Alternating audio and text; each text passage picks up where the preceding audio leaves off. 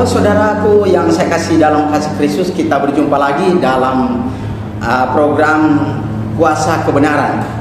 Saudaraku yang saya kasihi dalam Kristus Yesus, kita akan membahas poin yang keenam sekarang, yaitu setia sampai mati. Ya, jadi seorang murid Yesus atau warga negara kerajaan Allah, dia harus yang keenam, setia sampai mati.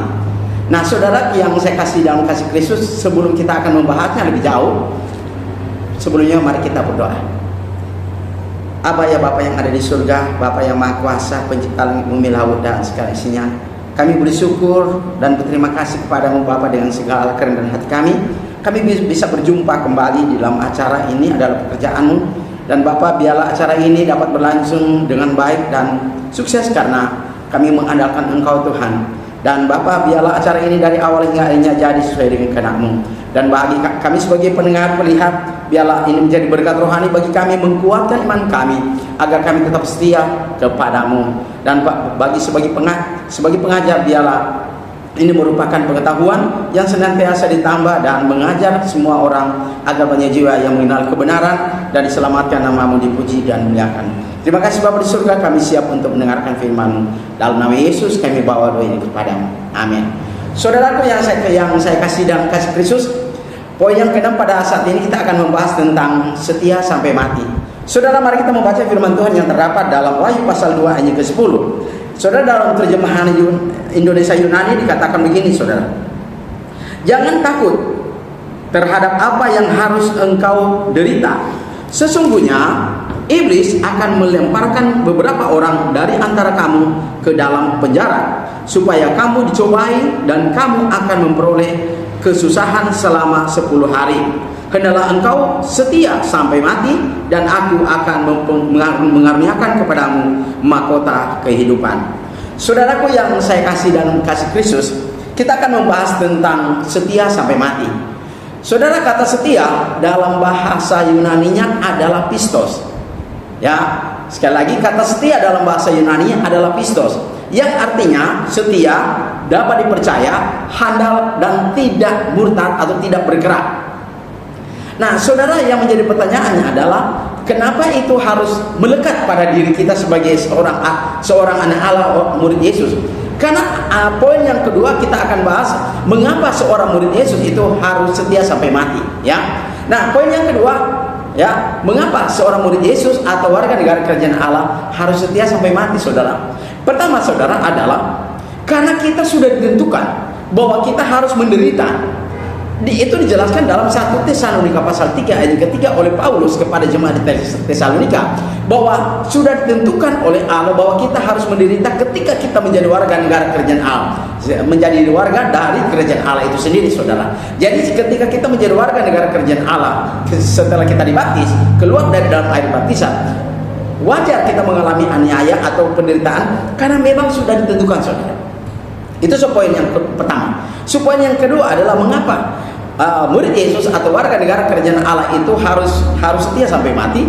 Karena ya, ketika kita mengajar Injil, ya, ketika kita mengajar Injil, kita akan mengalami penganiayaan atau kesusahan atau kesengsaraan, sebagaimana Paulus alami dalam 2 Korintus pasal 11, saudara. Saudara bisa membacanya, 2 Korintus pasal 11 ayat 23 sampai 29, di mana saudara Paulus mengalami banyak aniaya, banyak tantangan akibat pekerjaan Allah atau pemberitaan Injil karena menyelamatkan jiwa yang sesat. Itu yang harus kita mengerti, bahwa kenapa Paulus menulis itu, dan dia memberikan motivasi bagi kita bahwa begitu juga ketika kita menjadi hamba Tuhan, menjadi anak Allah, dan memiliki tanggung jawab mengajar orang, kita harus mengalami apa yang disebut dengan penderitaan atau sengsara, karena memang itu yang harus dialami oleh kita. Poin yang ketiga, saudara, adalah mengapa kita harus setia sampai mati, saudara? Karena ketiga adalah si penguasa bisa saja menyusahkan kita. Ya, saudara, ingat, ketika kita mengajar Injil, ya, kalau penguasa tidak mengerti tentang rencana kekal Allah, kita bisa teraniaya dan kita bisa dituduh, ya, pembawa huru hara, sama seperti dialami di dalam Kisah Rasul pasal 24 ayat 1 sampai 6, saudara bisa membacanya. Bagaimana Rasul Paulus, saudara, ya, ditangkap dan dituduh oleh orang-orang Yahudi pada waktu itu bahwa dia telah menciptakan huru hara karena gara-gara orang Kristen atau Nasrani. Nah, begitu juga dalam kehidupan kita, saudara. Kita bisa mengalami hal-hal yang buruk dan hal yang teraniaya, dan zona nyaman kita tidak ada, saudara. Itulah sebabnya kita harus setia sampai mati. Yang keempat, saudara, seorang murid Yesus harus setia. Mengapa dia harus setia sampai mati? Karena bisa saja di antara saudara seiman bisa menyusahkan saudara, bisa menuduh saudara macam-macam. Itulah sebabnya, saudara, Petrus katakan dalam 1 Petrus 4 ayat 2,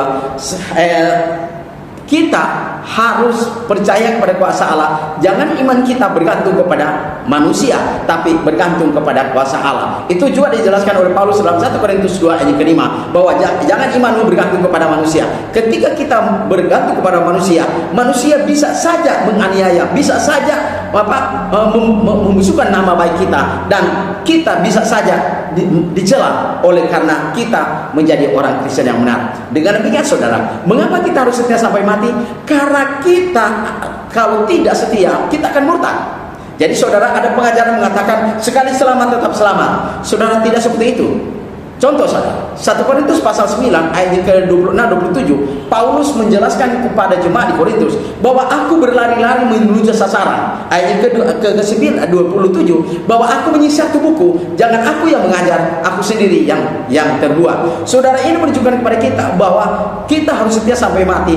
Mengapa? Sekalipun kita menjadi orang Kristen, tapi kalau kita melakukan dosa, kita tidak setia di dalam Kristus, maka jiwa kita akan terbuang, saudara. Demikianlah, saudara, pelajaran kita pada saat ini semoga membawa manfaat bagi kita dan memberikan motivasi, dorongan bagi kita bahwa sebagai seorang murid Yesus tidak lepas dari penganiayaan atau sengsara. Terima kasih, Tuhan memberkati. Saudara, mari kita berdoa. Bapa kami di surga, kembali kami mengucap syukur kepadamu, di mana Bapa telah menyertai acara ini dari awal hingga akhirnya dengan tidak kurang apapun. Dan kami sebagai pendengar, Bapak, Engkau berkati kami, Tuhan. Biarlah melalui pelajaran ini iman kami dikuatkan bahwa kami harus setia sampai mati, karena surga membutuhkan pengorbanan kepada kami untuk setia, sehingga kami dapat mencapai surga yang Engkau kehendaki. Terima kasih, Bapa. Inilah doa dan permohonan kami. Ampuni salah dan dosa kami, Bapa. Dalam nama Yesus kami bawa doa itu kepadamu. Saudaraku, apabila saudara memiliki pertanyaan atau mengundang saya, silakan hubungi nomor saya di 0853 40 42 9873. Sekali lagi, hubungi di nomor saya 0853 40 42 9873. Sampai jumpa.